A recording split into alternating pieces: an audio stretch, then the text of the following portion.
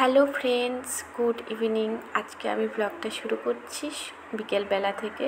আমাদেরকে আমি বলেছিলাম যে আমি মর্নিং রুটিনটা যেমন শেয়ার করেছি সেরকম আমার ইভিনিং টু নাইট রুটিন তোমাদের সঙ্গে শেয়ার। এই জন্য ভাবলাম যে আজকে আমার মেয়ে দুপুরে ঘুমায়নি, তো আজকে ফুল দুপুর থেকে মানে বিকেল থেকে আমার মেয়ে রাত পর্যন্ত কি করে আর আমি কি করি তোমাদের সঙ্গে শেয়ার করব। প্রথমে মেয়েকে আমি দুধ দিয়ে দিয়েছি, এখন বাজে প্রায় 5টার সময়। আর যে কাপড় জামাগুলো মেলা ছিল ওগুলো প্রথমে ঘরে তুলে নিয়ে এলাম, আর তারপরে আমি একটু লিকার চা বানিয়ে খেলাম। মানে আজকে যেহেতু তাড়াতাড়ি ও উঠে গেছে, মানে ঘুমায়নি, না হলে 5:30 অবধি শুয়েই থাকি, একটু রেস্ট নির জন্য একটু মনে হচ্ছে যে একটু চা খাই। এই জন্য আমি চাটা করে এখন খেয়ে নিচ্ছি।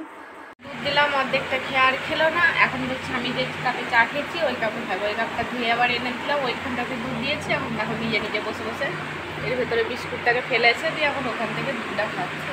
তাই ও ভালো, যদি খেতে পারে তা ওটা ওখান থেকেই খাওয়াবো। খা, বেশ খা, দুধটা খা, খা পড়ে যাবে, খা,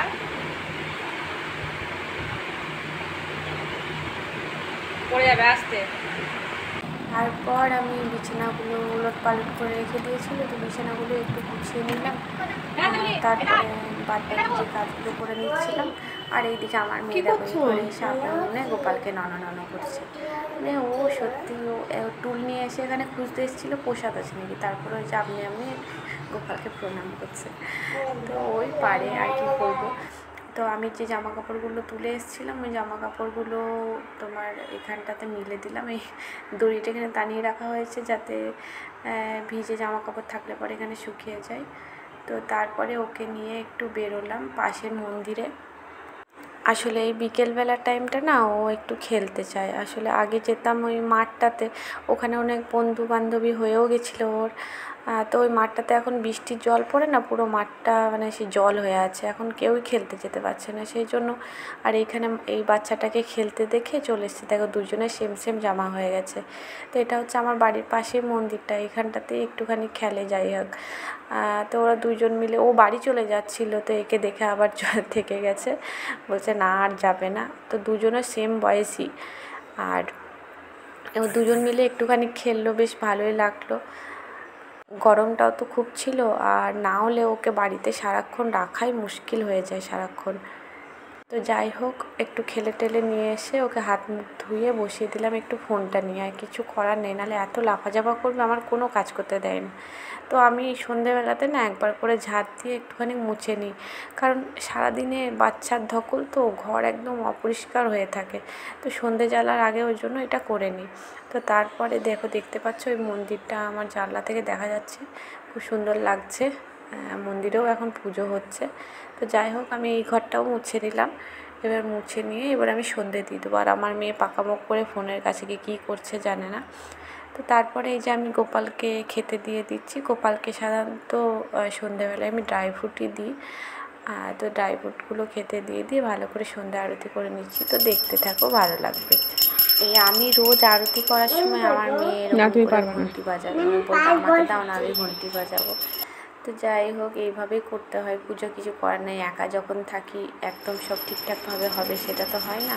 আর ও যখন এত জ্বালায়, কিছু করারও নেই, ওকেও তো সামলে রাখতে হবে। তো তারপরে আমি রোজ এইভাবেই মানে একই রুটিনে চলে আসছে সন্ধ্যেবেলায় কাজগুলো। তারপরে ওই তুলসী তলায় একটুখানি প্রদীপ দেখিয়ে এলাম। তারপরে আমার গোপাল যে ছিল, গোপালকে ওই ঘর থেকে এই ঘরে নিয়ে চলে আসি, কারণ আমরা এই ঘরে ঘুমাই। তো গোপালকে ওই ঘরে রাখতে না মন চায় না, মনে হয় যে আমাদের সঙ্গেই থাকবে গোপাল। তো গোপালকে এই ঘরে নিয়ে এসেছি। এখন ঘুম পাড়িয়ে দিলাম না, ওর বাবা এসে স্নান টান করে ঘুম পাড়ায়। গোপাল আমাদের সঙ্গেই জেগে থাকে বলতে গেলে। তারপরে আমার মেয়ে এখন বায়না ধরেছে, ও ওই ইলেকট্রন মিষ্টি জল খাবে। তো ওকে ওইটা বানিয়ে দিলাম, ওটা বানিয়ে দিলে মোটামুটি খেয়ে নেয়। তো এই জলটাও খেয়ে নেয়, আর ওই তোমার ওআরএস জলটাও খেতে পারে। তো এটা শরীরের পক্ষে ভালো, ওই জন্য ওকে দিই। তো তারপরে আমি চলে এলাম রান্নাঘরে। আর রান্নাঘরে এসে এই যে আটা নিয়ে নিচ্ছি, এখন রুটি মাখবো। তো কিছু দিন হচ্ছিলো কি জল দেওয়া ভাত খাওয়া হচ্ছিলো, তো এখন আমার কাছে আটা অনেক থেকে গেছে। তো না, ভাবলাম যে না, এখন কদিন রুটি খাই, আর জল দেওয়া ভাত ভাল লাগছে না। বর আবার জল দেওয়া ভাত খেতে খুব ভালোবাসে। তো তারপরে আমি রুটিটা আটাটা ভালো করে মেখে নিয়েছি। ওদিকে ওকে তো ফোনটা দিয়ে এসেছি, এখন কি করছে জানি না, সারাক্ষণ একটা না একটা কিছু করতেই থাকে, মানে সারাক্ষণ এই রান্নাঘরে থাকলেও আমার টেনশনে থেকে যায় যে বাবা ঘরের মধ্যে কি করছে, মানে বুঝতে পারি না। তো গিয়ে দেখলাম না, ওই খেলাপাতিগুলোকে দিয়েছিলাম তো ওইগুলোকে নিয়ে বসে আছে।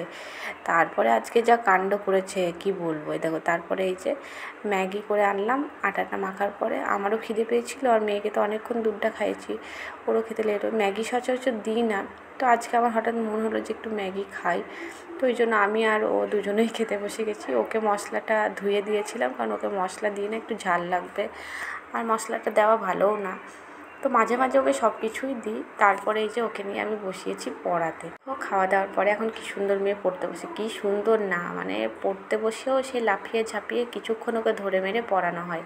হোক দেখো। আর এখানে ই ফর কি? ই ফর কি? এলিফ্যান্ট।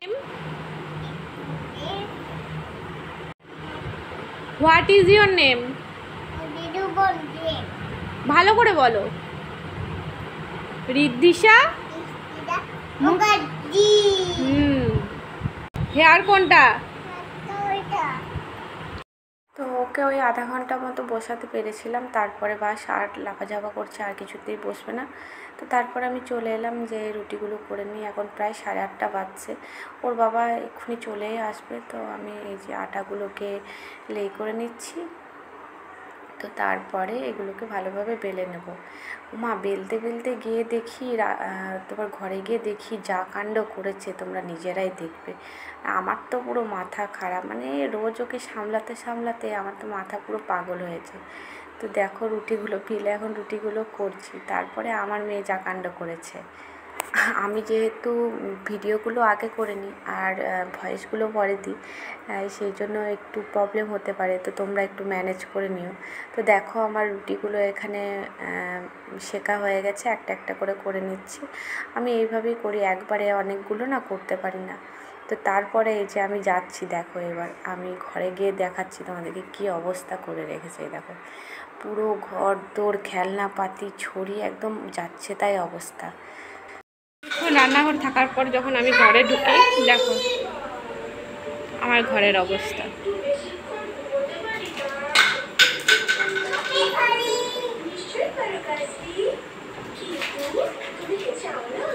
মানে খেলনাগুলো ছুঁড়ে ছুঁড়ে ওর হ্যাপি হোলি হচ্ছে,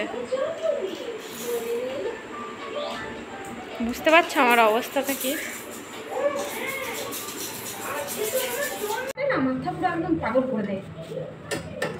রাগ করবো না ভাবি, কিন্তু মানে কথা বললে পরে শোনে না। বদমাশি, এত বদমাশি, কথা বললে পরে শুনবে না।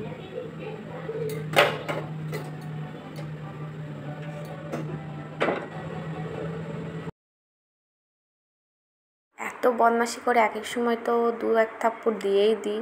হ্যাঁ, মাথায় রাগ উঠে যায়, কী করবো, সামলাতে পারি না তখন, কিন্তু পরে খারাপ লাগে।